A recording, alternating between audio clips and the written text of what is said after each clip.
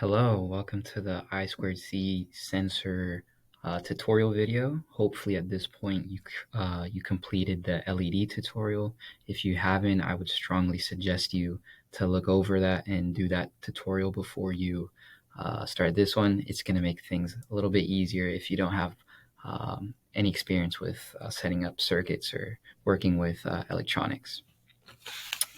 Okay, so to begin, I just wanted to share the Adafruit MO just pinout layout here. This is kind of a good resource to have on hand.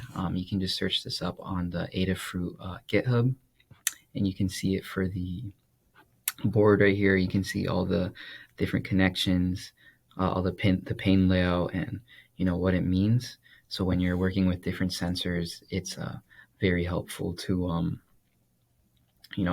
refer to this and look at you're connecting everything properly. I know when I first did this, I did not have this sheet and I was making incorrect connections. So this would make your life a lot easier. Okay, so the first step in setting up your I2C sensor, it doesn't really matter which sensor you have as long as it's I2C.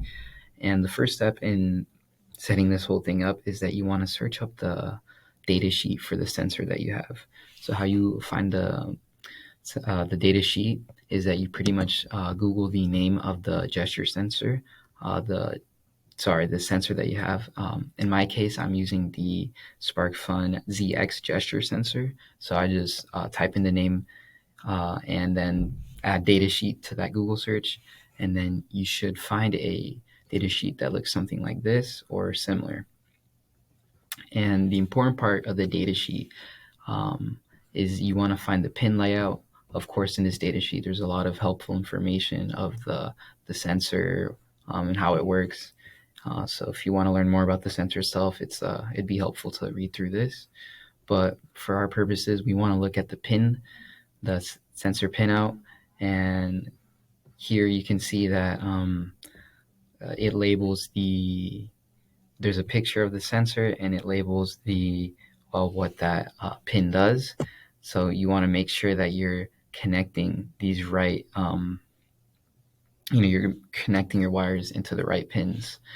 When I first did this, I was searching up a hookup guide that was not for the Adafruit MO board, and it was actually for the SparkFun board. And I was, pulling my hair out because I made sure that I had all the connections in right, but those connections weren't applicable for this board.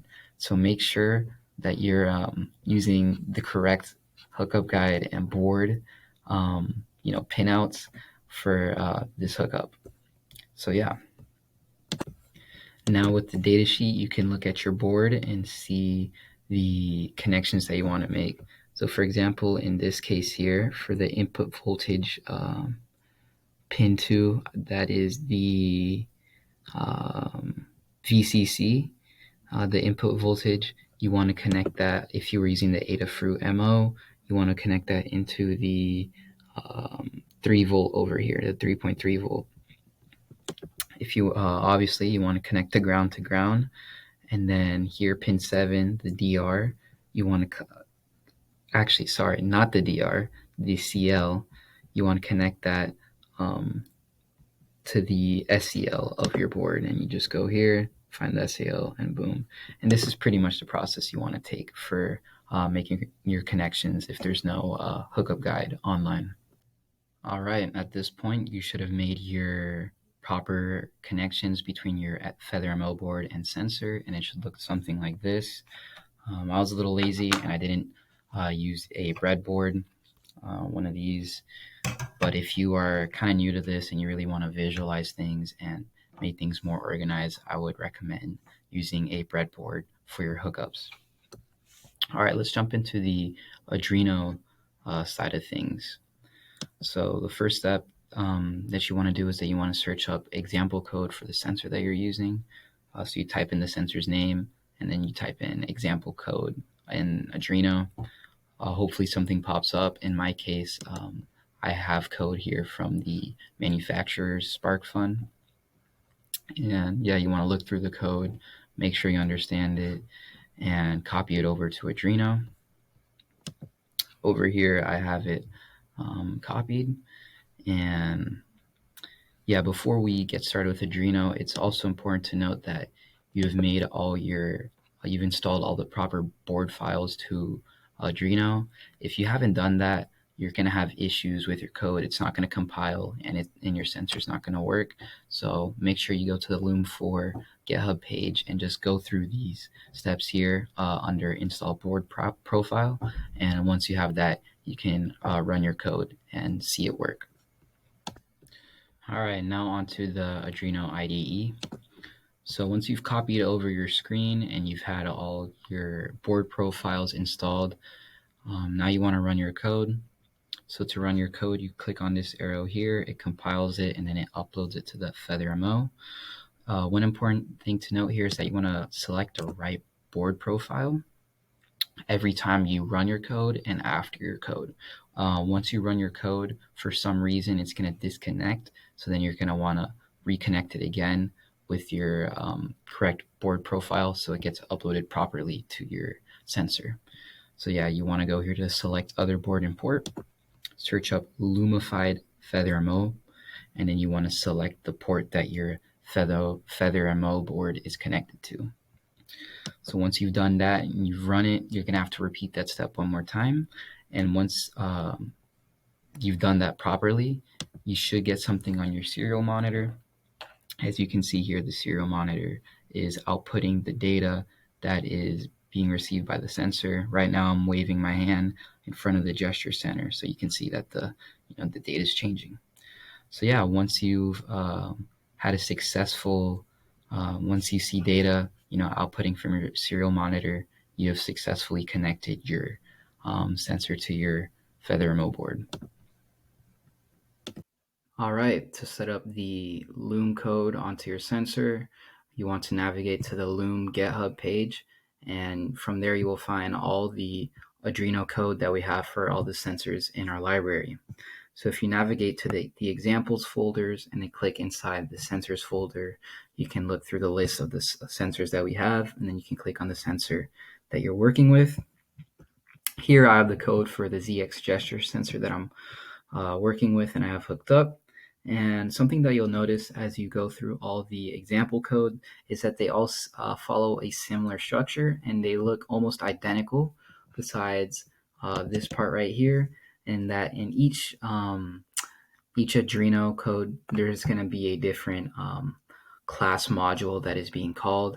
In this case, it's going to be the Loom ZX gesture, which is pretty much pulling all the functions specific to the ZX gesture and calling it onto the manager object. And then from there, it's going to begin the serial, initialize the manager, start measuring data from the sensor. It packages the data into the JSON file that is then uploaded to the monitor, and then you have this in your loop. Usually, for some reason, all of this occurs in the setup, but it's usually these two main functions are going to be in the setup, and then these functions right here with an added delay are going to be in the loop function. One thing that I like to do while I'm uploading this code onto Arduino is to, understand it, and I could do this by looking at the actual implementation code for the sensor itself, and you can find the actual Loom code for your sensors on the source folders. If you navigate to the sensors folder, from there you're going to find your sensor, and here you can look at what's actually going on within those initialize functions, within those measure functions. And yeah, see, you can see here there's a specific ZX gesture function being called here. So yeah, you can look through this. Another helpful documentation page is the Loom library that we have, and you can find this page on the main Loom page under documentation. And here it tells you all the functions associated with the sensor. And here you can see, for example, I have the get gesture function, I can click on it. It tells me what it does. And yeah, it's a good reference page to understand what's going on in the code. So now onto Arduino. Once you've copied over your code and you have compiled it and you set it up onto your board manager, your serial monitor should look something like this. My serial monitor has been running on for a little bit, but yeah, here for some reason my sensor has not it's not receiving data. I tested this on another laptop and it worked fine, and for some reason it's not working at this moment. But as you can see here, you can see all the data associated within these functions in the in the measure function, and then it packages it here and it displays it. So yeah, if your sensor is not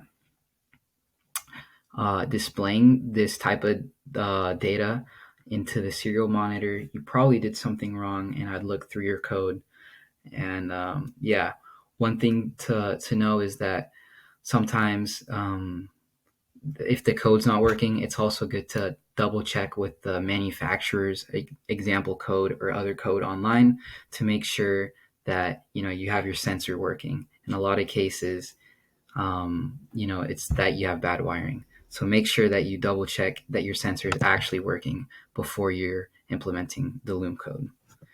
And yeah, you've completed the tutorial on setting up an I2C sensor.